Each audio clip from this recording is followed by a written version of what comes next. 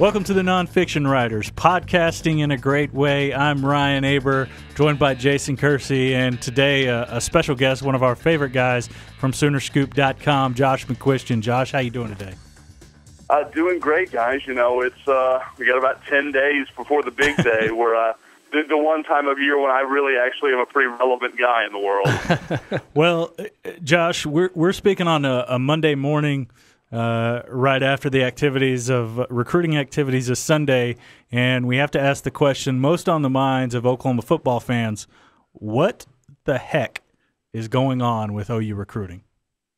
Well, you know, it's so funny because, I mean, if you would have talked about this Friday afternoon, everything seemed really good for Oklahoma recruiting. And that's just amazing because it's kind of one of those things where there's so many guys out there and they haven't made a decision, and then it all gets compressed into like 2 weeks, and you get these situations like this where everything kind of becomes bigger than it is. You know, Oklahoma will land a couple of commitments. Oh, man, this class is on a roll. They're going to finish in the top 10. I mean, people were talking about that 5 or 6 days ago, and now it's turned into this class is a disaster, and it's just crazy. But really it started Friday afternoon with Josh Smith deciding not to take the trip, one of Oklahoma's two realistic linebacker targets, canceling his scheduled trip. He was supposed to be the only guy on campus. So then, of course, it becomes they've got 2 visit weekends left, and nobody's here this weekend. That's going to send up red flags to everybody. Everybody overreacts to it a little bit. And then last night, of course, the loss of Van Jefferson and Deshaun Neal, and to a lesser degree, the Fotu Lev-Tau, I'm not going to butcher that name, from Washington. So, I mean, you know, it's all kind of tough, but to me it's one of those things where you look at it and has Oklahoma really had a problem recruiting wide receivers lately? No, they can probably stomach that loss. Jerry Montgomery's doing fine on the defensive line, probably better than fine. So, you know, is Deshaun Neal a huge deal? Probably not. But it's just kind of all these things coming together in a really short span of time that kind of sends everybody everywhere. And like I said, I mean, they're guys OU wanted, so you don't want to play it down like it's nothing. But at the same time, I think because of how it happened, everybody has gotten themselves a little upset. When really, to me, the biggest hurt to Oklahoma was the Josh Smith news on Friday. Yeah, Josh, you obviously talking about Josh Smith and the linebacker situation. OU is, and you and I have talked about this before, OU is dangerously thin at linebacker, especially if you want to run a 3-4 system going into next year. They only have one commit, and it's a guy that Jerry Montgomery recruited. And I remember the last time we talked, when I was doing a story about this, you told me that the weird thing is that kids like Tim Kish, they just don't want to commit to Tim Kish. I just wonder if you could expand on that a little bit for our listeners. Well, yeah, you know, and, you know, I know when you and I were talking about it, it was very much in the tone of the kids themselves, but it's everybody. I mean, when I talk to high school coaches or high school recruiting coordinators, you know, whatever it may be, guys that run camps, anybody who crosses paths with Tim Kish always speaks really highly of him. And the kids, obviously, with what we're talking about, are the most important element of this. And they love Tim Kish. I always hear these stories about, oh, you know, my mom loved him, or I really like him. He's such a, you know, straightforward guy, and he's really laid back, and he's easy to like, and all these kind of things.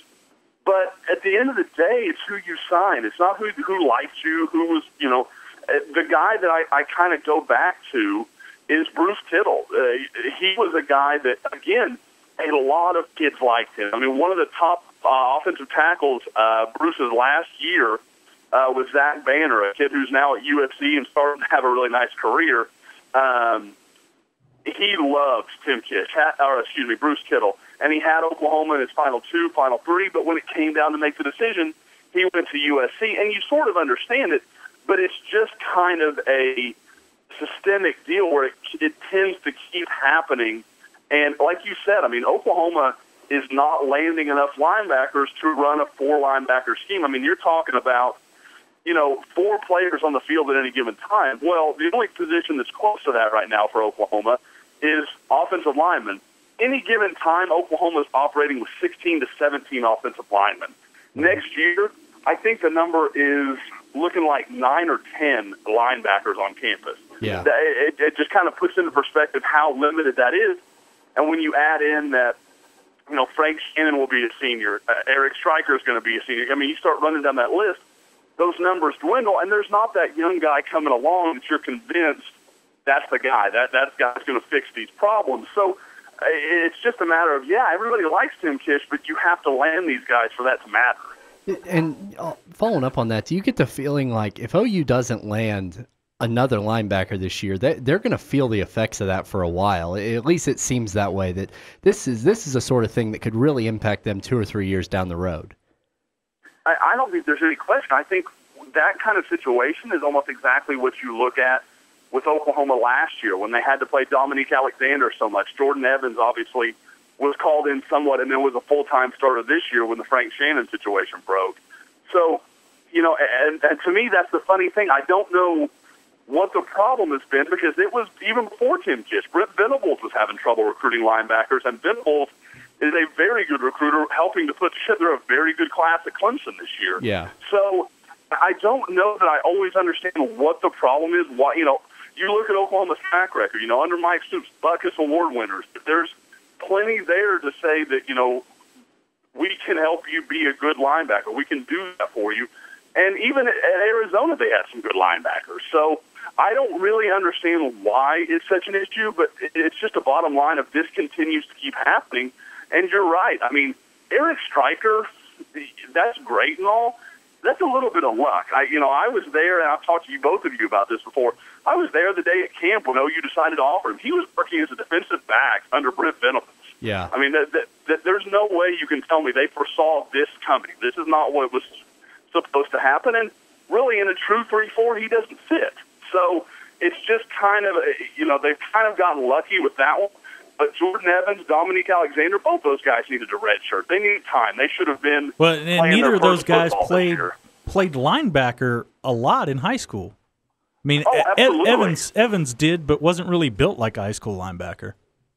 No. I mean, and Jordan Evans is a guy that, people like to talk about that. And I think Jordan Evans had a chance to be a really good player, and I did when he was in high school. But OU didn't offer him until December of his senior year. I mean, and he's a guy. Dad played at OU, grew up in the shadow of the stadium. I mean, all these things, and he still wasn't a priority. That's kind of what I'm talking about. If OU would have hit some of their other guys, Jordan Evans wouldn't even be on campus right now. So it's just kind of one of these things where Oklahoma, even when they find a guy that's a success, it wasn't their first option. So at some point, you need to hit on more Ricky DeBerry's and less, and I don't say this to be cruel, but less Dominique Alexanders. You need to land on guys that are prototypical linebackers, not guys having to bulk up and play positions that maybe aren't the most natural to them. Was Frank Shannon even kind of like that? I know he was a 3-star guy, sort of a smaller guy when he was first being recruited. He was definitely, he played a lot of safety at Skyline. Now, he was definitely a guy that OU identified early and wanted early and those sort of things, but I do think there was some question when he was signed where he would play and how he would fill out. Now, like Alexander, he's put on the weight and he looks fine at the position. But again, it's just, it's just one of those things where sometimes you can make that transition. I think we all can say Eric Stryker's done it quite swimmingly, but there are some other guys that it's just not, you don't just get, 5-10 yards closer to the line of scrimmage. The light doesn't just come on. So, like I said, I mean, that's one of those things, and then you start taking guys from other positions and making it have to work there. So you start limiting yourself not only at linebacker, but it's a position where these guys could have played if linebacker recruiting had gone how it should have. So what does OU do from here as far as linebackers? Are there guys out there who either are uncommitted or committed elsewhere you think can be swayed that OU's going after? I mean, right now there's not many options on the table at any position, but certainly at the spots where OU really needs them. Well, I've been saying for about 3 weeks that I kept waiting for offers to happen, and I thought news was going to start kind of flowing in that direction, but it just hasn't. They've stuck with the guys they were in on. I think there's no doubt that they're hoping Josh Smith is just going to reschedule to this weekend and take his trip. I don't know if that's the case. The impression I was given was that door might be closed. So, like I said, I don't know that for fact. By the time this goes up, that story may have changed twice. The one guy that I do know they're bringing in is Arthur McGinnis, a linebacker from New Orleans, another four-star guy, really talented guy that, again, is one of these guys that you would think Oklahoma can go to him and say, look what we've got here. Look at the system we run.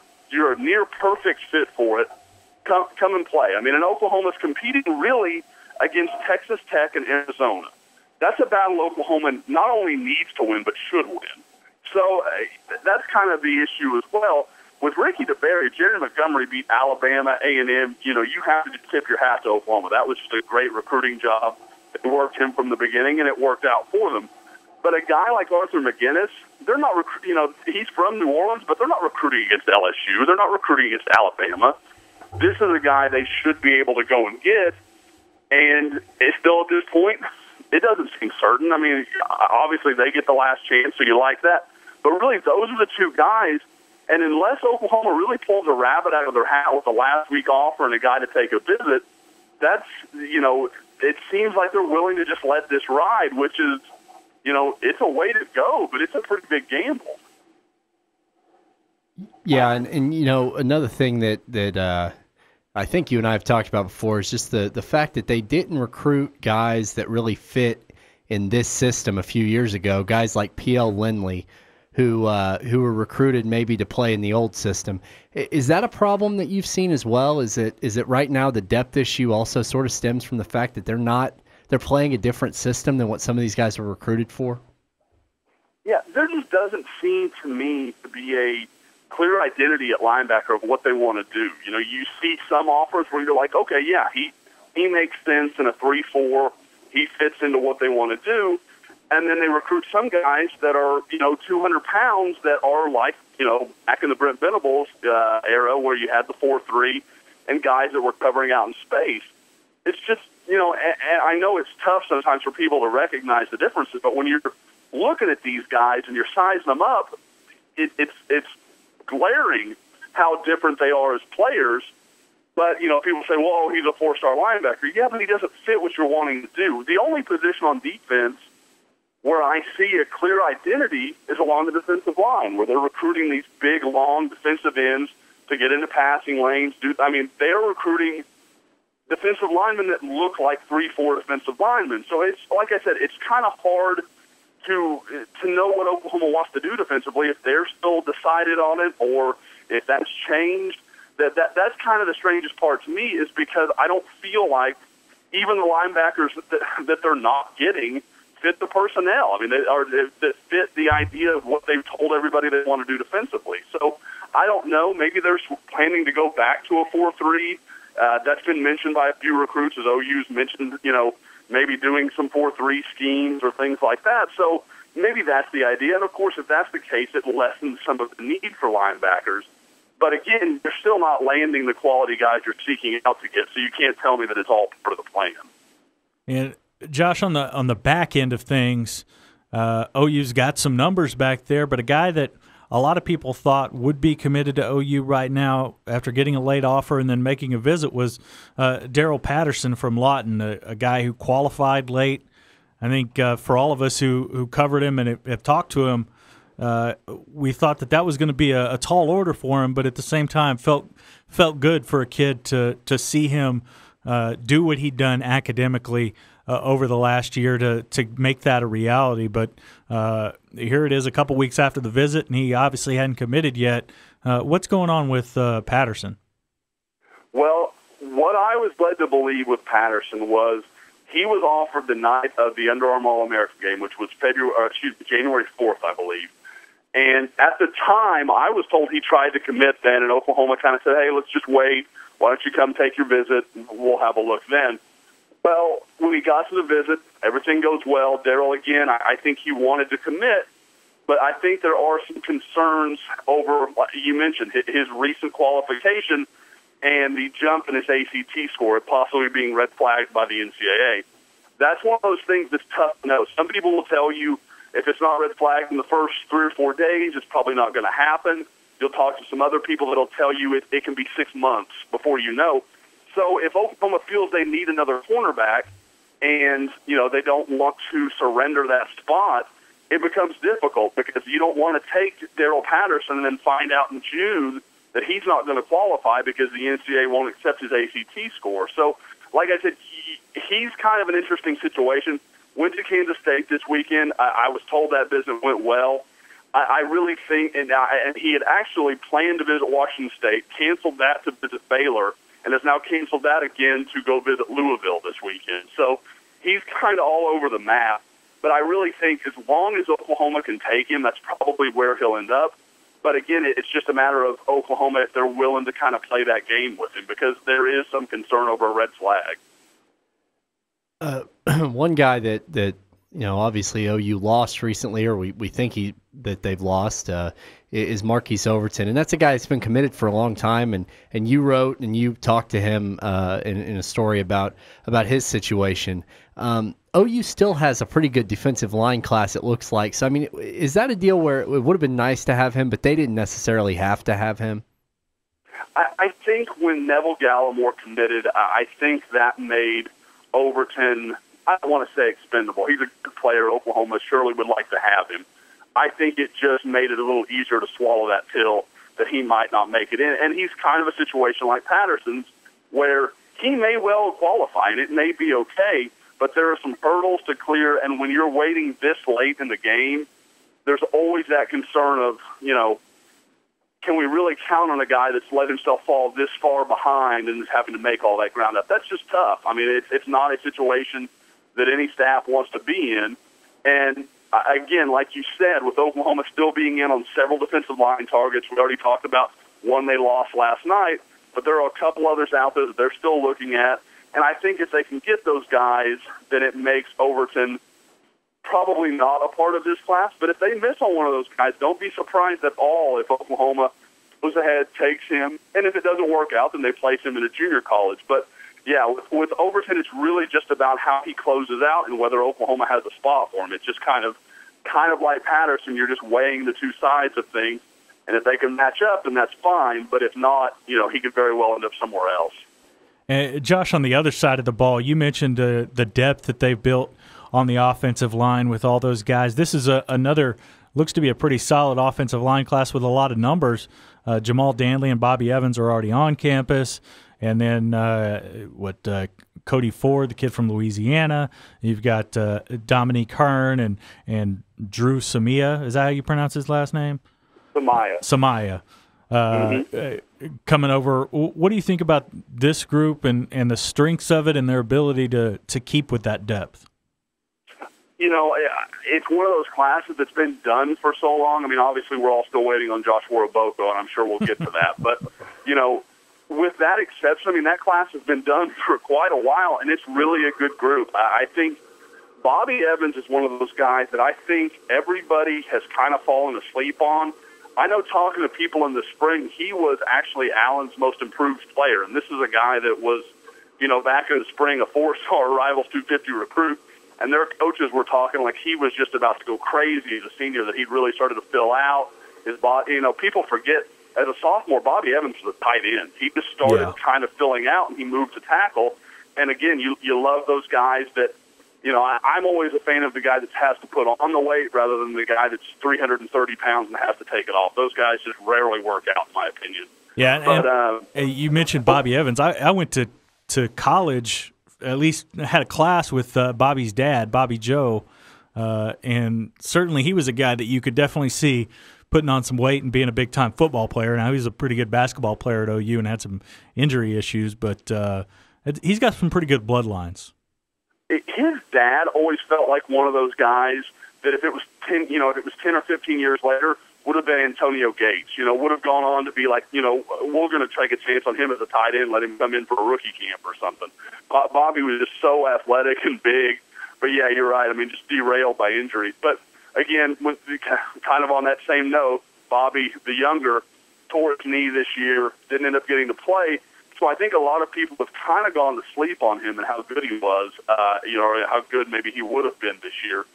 But then again, I mean, Cody Ford is just a dominating physical run guard. I made the trip over to Louisiana earlier this year, or I guess at the end of last year, and went and saw him, and just a dominant kind of guy, big, physical, nasty guy, which will be interesting. You kind of get into the conversations of, what directions does the new offense take? How does he fit into that scheme? You know, he was definitely a fit for what OU was doing last year. It'll be interesting to see how that works going forward. But, yeah, I mean, it's a good group. Jamal Daly is a guy that you expect to come in and compete for starting time immediately. And with all that Oklahoma lost, obviously that's just a huge need. So I really like what Oklahoma did. I think they could have stood for one more junior college offensive lineman, and obviously they wanted one, missed out on a couple of guys. But really, I mean, it's really tough to find fault in what Oklahoma has done on both sides of the line of scrimmage, which for years has been Oklahoma's recruiting problem. So it's really funny that we're kind of sitting here talking about, you know, what did this class is missing when it's hitting on a couple of areas that have just been their albatross for years. You mentioned Josh Weraboko, and obviously that's the name, especially in-state, that's still out there, and people wonder he was committed to OU for a while, decided to decommit. There were issues with his brother and the offers that he'd gotten, his younger brother. But now it's down to OU, Ohio State, and UCLA for him. And where do you get the sense that Weraboko is leaning at this point, 10 days removed from signing day? Josh strikes me as the kind of guy that has decided he's going to have some fun with this towards the end. All of a sudden, you know, for months and months and months, it's been OU and UCLA. You know, that's what you heard. That was, you know, and Josh didn't really shy away from that. He was pretty open. Ohio State goes and wins the national championship, and now not only have they pulled even with both of them, they're now his kind of leader, and he's making it very clear to talk about it with a lot of people. And it just feels, I don't know, it feels a little too obvious to me and some other people I talk to. So I still think this decision comes down to OU and UCLA. Now, again, maybe Josh will surprise me. He's definitely a guy that really, in my opinion, does a good job of looking at the whole picture in recruiting. It's not just about, you know, oh, I like this coach better than that coach, or I can start right away there. He really sees kind of the bigger scale. And so, you know, like I said, any of those three, A, wouldn't surprise you, and B, are not bad choices. So with me, I kind of think the family ties probably will end up being a little too much. He'll stay closer to his family. Obviously, you mentioned his brother. His parents both are Oklahoma alums and, you know, want him at OU, but it's not a situation like you see in some cases where they're pressuring him to go there. So I do think the decision is still somewhat up in the air, but I don't know that the kind of the popular idea of Ohio State right now is really where I would bet.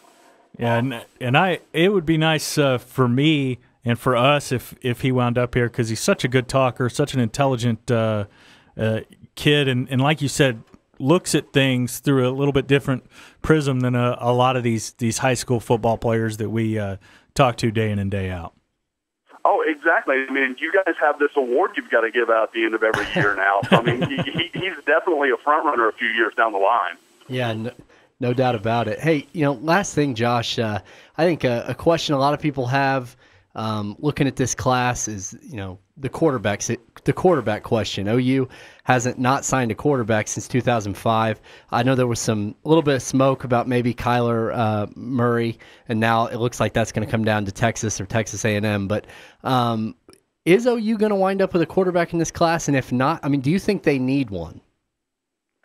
You know, if you would have asked me maybe in November or October, I probably could have made an argument for it. My problem is, you know, and everybody's saying, oh, you know, how do they not have a quarterback? Look at the quarterback play.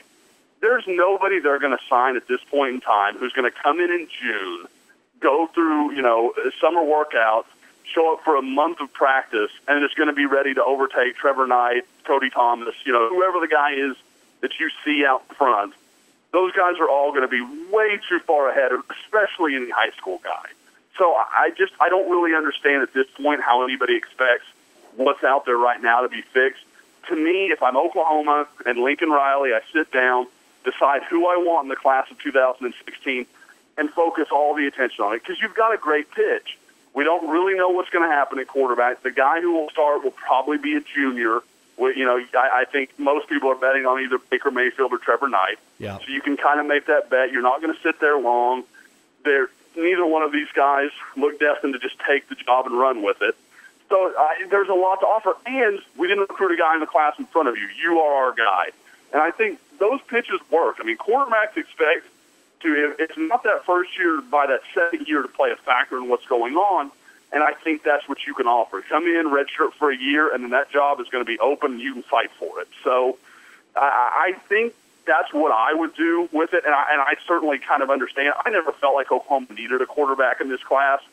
That scholarship can be used for so many more positions that have greater need. We've covered most of them, in this conversation. So to me, if it's a quarterback that's going to basically sit the bench and not be a guy that can help at least for 3 or 4 years, I'd rather have the linebacker that probably is going to be needed this year or the next. So to me, that's just, it's kind of a numbers game. In a perfect world, yeah, you take a quarterback. But like I said, I think Oklahoma has bigger needs and bigger holes in their roster.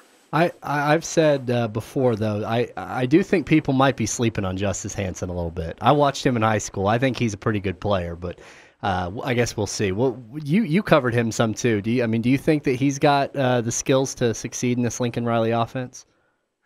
See, to me, I felt like Justice. I thought if Josh, if the status quo had remained on offense, coming back, I thought Justice Hansen was being greatly overlooked.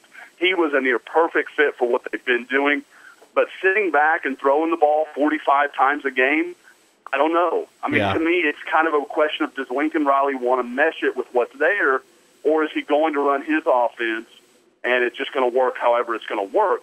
That, again, that's the stuff we don't know. I mean, it's the stuff we're all dying to see this spring. So do I think that Justice Hansen is very capable of taking that job? I absolutely do. I'm probably the last remaining person who's not sold on the Baker Mayfield idea. I think people, no, Jay. I'm right there with you, man. I'm right there with you. I think people kind of remember the spring game and that he started his first game as a freshman at Tech and kind of forget that he fell apart at Tech. And the 9 interceptions. Yeah. I mean, people just have forgotten all of that, and it just turns into, well, he's the savior. He's going to do it. And I just don't understand it. And I know I'm getting off on a tangent, but I just think any of those 4 guys I could make a case for. And Justice is obviously the one that hasn't played, so he's the one that's going to be forgotten. But when you talk from a physical standpoint, if you want to do some quarterback run, he is the most capable of all of them. Trevor's a better athlete, but again, when Trevor runs, there is a propensity for injury here. Justice is a much bigger, stronger guy. Probably not even probably, is not as gifted as a runner, but is probably more likely to take that hit and get up to the next play. So that's just one of those things where, like I said, all 4 are talented guys, and I've said it 100 times. Cody Thomas is the most talented throwing quarterback Bob Stoops has recruited. And I know that will sound crazy to everybody who watched him this year. I'm absolutely with you, having watched him in high school. I went to a game where he beat the guy who's probably going to start at Texas next year, Gerard Hurd. He threw 7 touchdowns. I think it was 43 of 50 against an eventual state champion. The guy can throw the ball. I don't know what went wrong this year. Clearly, it was off the rails, but the guy can play. So again, I don't want to get off on a rant, but those are 4 talented guys. Surely they can find a quality quarterback option amongst them. Yeah, and you mentioned Cody Thomas. We saw him play. Jason and I went down and watched him play the night before a Red River game down in Dallas. Saw him throw, I think, 7 touchdowns, and just a phenomenal game, phenomenal arm. I really want to see him with a full complement of wide receivers. I mean, to not have Sterling Shepard in there with what they were doing at that position last year at the end, I think really handicapped him. And, I don't know that he's necessarily the answer back there, but I definitely want to see him with a full group of receivers that he can go through reads on. He can trust those guys to make catches and make plays for him and see how things go for him from there. Oh, I mean, you can talk about anybody you want to. Ryan Broyles made Sam Bradford better. I mean, you run down the list of whatever court, Mark Clayton, Jason White enjoyed his talent. So, I mean, you can go down the list. Better receivers you have, the better you can look at quarterback. And when Cody was in there, Oklahoma was kind of a wasteland of receivers at that point in time. No doubt about it. Well, all right, Josh, we'll let you get back to it. I know you've got a thing or two to do today, but we really appreciate you joining us. You can follow Josh on Twitter at JLMcQuestion or read his stuff every day at Soonerscoop.com. Josh, thanks so much for joining us. I always enjoy it, guys. And that's all the time we have for today, but you can check us out every day at newsok.com and every morning in the Oklahoman for the best OU coverage anywhere.